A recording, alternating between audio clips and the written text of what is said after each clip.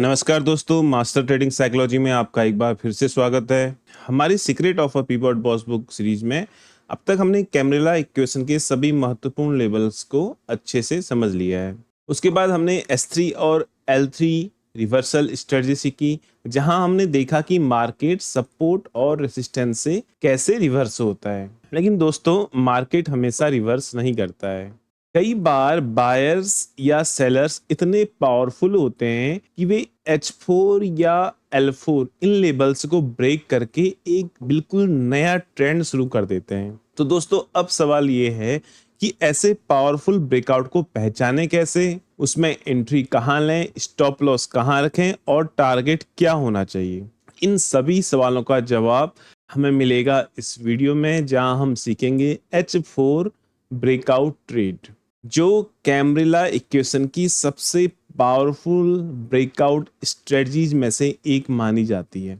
तो आइए सबसे पहले समझते हैं कि ये H4 आखिर है क्या। दोस्तों, अगर आपने H3 रिवर्सल स्ट्रेटजी अच्छी तरह समझ ली है तो H4 ब्रेकआउट को समझना आपके लिए काफी आसान हो जाएगा, क्योंकि जहां H3 स्ट्रेटजी में हम मार्केट के रिवर्स होने का वेट कर रहे थे, मतलब जब प्राइस H3 लेवल तक पहुंचता था तो वहां से मार्केट रिवर्स हो जाता था और L3 हमारा टारगेट होता था। लेकिन क्या हो अगर H3 ब्रेक हो जाए, तो जो ये हमारी ये स्ट्रेटजी होती है H4 स्ट्रेटजी ब्रेकआउट जिसे मैं कह रहा हूं, इसमें हम मार्केट के ब्रेकआउट होने का फायदा उठाने की कोशिश करते हैं। सबसे पहले दोस्तों, मैं आपको इस स्ट्रेटजी के रूल समझा देता हूं। अगर प्राइस H4 लेवल के ऊपर, ये L4 है, ये L3 है, और जो ऊपर की दो लाइन्स होती हैं ये H3 H4 होती हैं, और H4 के ऊपर H5 भी एक लाइन यहाँ पर होती है। अगर प्राइस H4 लेवल के ऊपर एक स्ट्रॉन्ग ब्रेकआउट दे देता है तो बाई एंट्री ली जाती है। स्टॉप लॉस दोस्तों H3 के पास या उसके थोड़ा नीचे रखा जाता है, और प्रॉफिट टारगेट जनरली हम फर्स्ट टारगेट H5 पे रखते हैं। यानी एंट्री H4 पर, स्टॉप लॉस H3 के नीचे और टारगेट H5।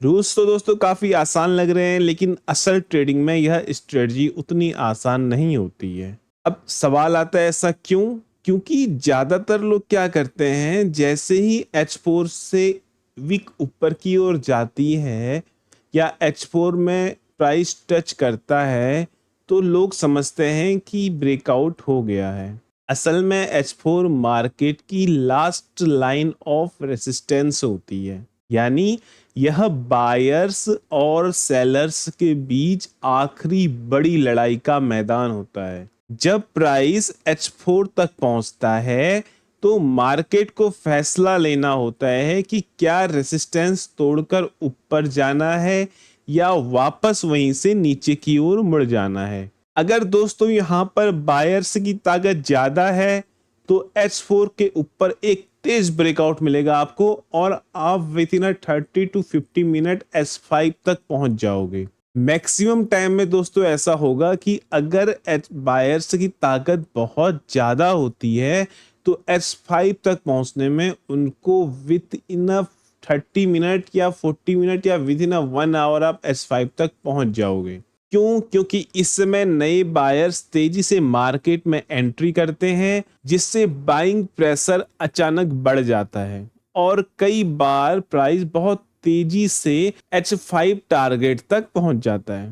लेकिन दोस्तों, यहाँ पर नए ट्रेडर सबसे बड़ी गलती कर बैठते हैं। उन्हें लगता है कि जैसे ही प्राइस पहली बार H4 को टच करे या थोड़ा सा H4 के ऊपर क्लोजिंग करे तो उसी समय बाइंग करना चाहिए। अक्सर यही ट्रेड फिर लॉस में बदल जाता है। क्यों? क्योंकि मार्केट आमतौर पर दोस्तों H4 को पहली बार में ब्रेक ही नहीं कर पाता है। वह पहले इस जो H4 रेसिस्टेंस है इसको कई बार टेस्ट करेगा। आप देखेंगे कि कैंडल बार बार H4 के ऊपर विग बनाएगी, लेकिन हर बार H4 के नीचे ही क्लोजिंग होगी। इसका मतलब बायर्स अभी भी रेसिस्टेंस को पूरी तरह तोड़ नहीं पाए हैं और मार्केट अभी डिसीजन लेने की कोशिश कर रहा है। इसलिए दोस्तों जो स्मार्ट ट्रेडर होता है वह ब्रेकआउट का वेट करता है बहुत पेशेंस के साथ, क्योंकि प्राइस ने अभी सिर्फ H4 को टच किया है। अभी नंबर ऑफ बायर्स इतने ज्यादा आए ही नहीं हैं कि वो फर्स्ट बार में ही H4 को तोड़ के H5 तक प्राइस को पहुंचा दे। तो हमें वेट करना होगा किसी स्ट्रॉन्ग बुलिश कैंडल का जो H4 को ब्रेक करके H4 के ऊपर एक स्ट्रॉन्ग क्लोजिंग दे। यही क्लोजिंग इस बात का कंफर्मेशन होती है कि अब बायर्स ने रेसिस्टेंस को वास्तव में ब्रेक कर दिया है। अगर हम इस चित्र को, इस फिगर को ध्यान से देखेंगे तो देखिए शुरुआत की 5 कैंडल ने S4 को ब्रेक करने का ट्राई किया है, 1 2 3 4 5, लेकिन हर कैंडल की विक H4 के ऊपर तो गई है, लेकिन क्लोजिंग हर बार H4 के नीचे ही हो रही है। यानी ब्रेकआउट अभी यहां पर कंफर्म नहीं हुआ है। तो अगर आप यहां पर ऐसे ट्रेड ले लोगे बिना कंफर्म किए तो यहां पर आपके फंसने की संभावना बहुत ज्यादा है। लेकिन जो उसके बाद वाली कैंडल है वो देखिए, वो H4 के ऊपर सक्सेसफुली आके उसके ऊपर उसने क्लोजिंग भी दे दी है। और साथ ही हमें ये भी देखना है कि पिछले जो कैंडल्स हैं उन सभी के हाई के ऊपर क्लोज होनी चाहिए। यही दोस्तों असली ब्रेकआउट होता है। यहीं से समझ में आता है कि अब इनिशिएटिव बायर्स मार्केट में आ चुके हैं और अब प्राइस H5 में जाने के लिए रेडी है। इसलिए H4 ब्रेकआउट स्ट्रेटजी का सबसे महत्वपूर्ण रूल सिर्फ एक है, पहले ब्रेकआउट को कंफर्म होने दीजिए फिर एंट्री लीजिए। ये छोटी सी डिसिप्लिन आपको फेक ब्रेकआउट से हमेशा बचाएगी और H4 ब्रेकआउट स्ट्रेटजी को कहीं ज्यादा प्रभावी बना देगी।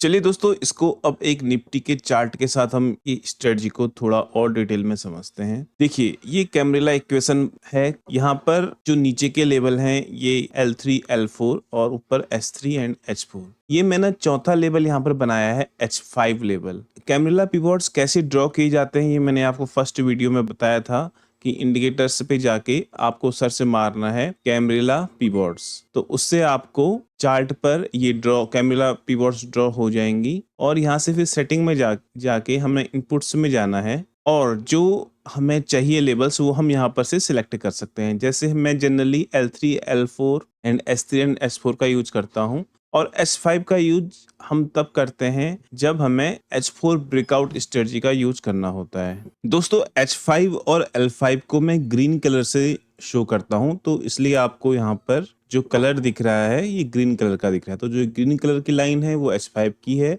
और जो चारों ब्लैक कलर की लाइन है ये L3, L4, S3 and S4 है। ठीक है, तो अब हम ब्रेकआउट स्ट्रेटजी देख रहे थे। अब देखिए, इस चार्ट को ध्यान से देखना है आपको। मार्केट की शुरुआत से ही बायर्स काफी स्ट्रॉन्ग दिखाई दे रहे हैं। जो इस दिन की ओपनिंग है 29 अप्रैल की, गैप अप के साथ ओपनिंग हुई है। और कहाँ ओपनिंग हुई है?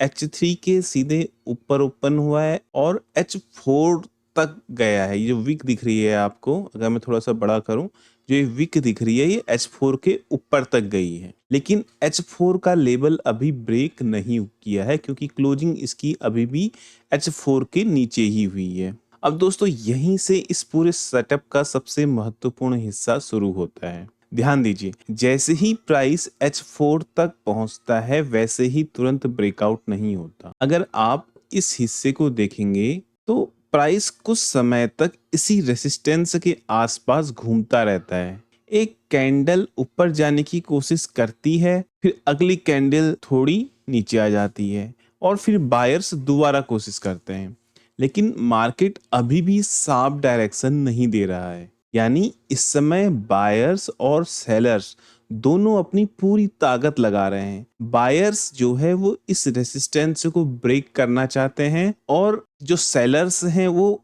इस रेसिस्टेंस को बचाने की कोशिश कर रहे हैं। यही वजह है दोस्तों कि प्राइस कुछ देर तक एक छोटे से रेंज में कंसोलिडेट करता रहता है।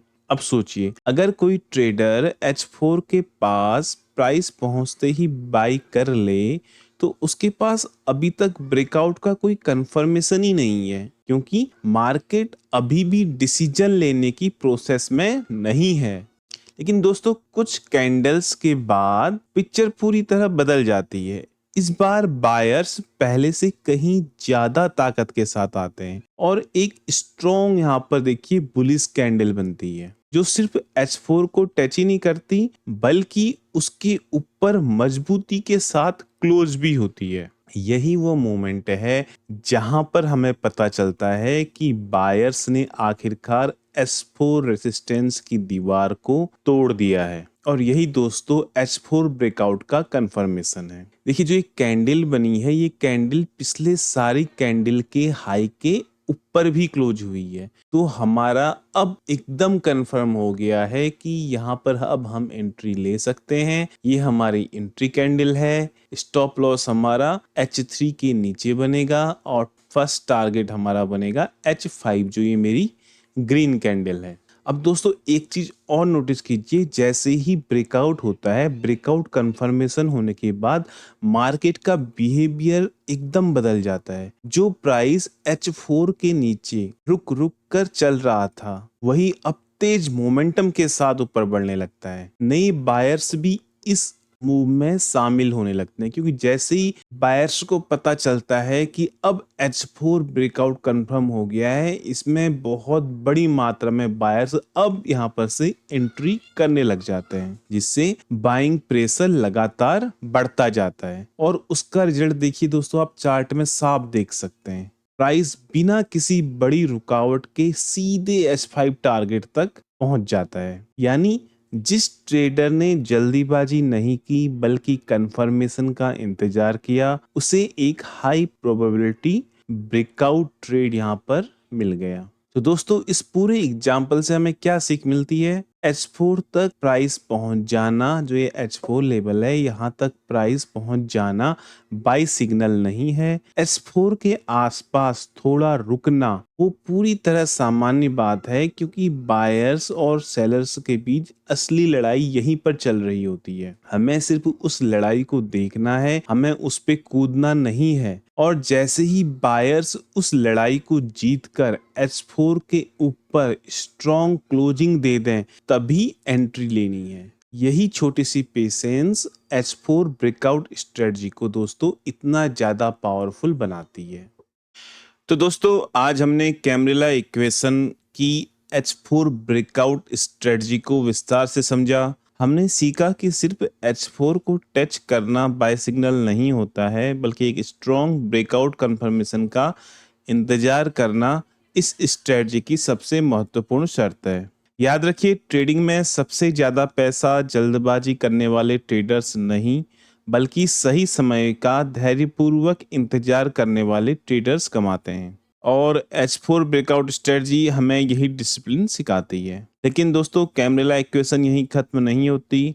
H4 के बाद एक और लेवल है जो उतना ही पावरफुल माना जाता है, और वो है L4 ब्रेकआउट स्ट्रेटजी। जहां H4 हमें बुलिश ब्रेकआउट में ट्रेड करना सिखाती है, तो L4 हमें बेयरिश ब्रेकआउट को पहचानना, उसमें सही एंट्री लेना, स्टॉप लॉस कहाँ रखना है, और H5 की तरह ही L5 तक के टारगेट को कैसे ट्रेड करना है। तो अगले वीडियो में हम कैमरेला इक्वेशन की दूसरी सबसे महत्वपूर्ण breakout strategy L4 breakout strategy को विस्तार से सीखेंगे।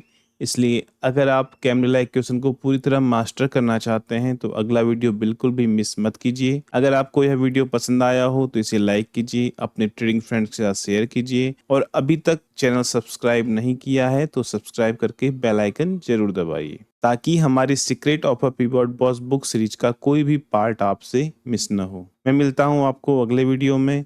तब तक के लिए डिसिप्लिन के साथ ट्रेड कीजिए। धन्यवाद।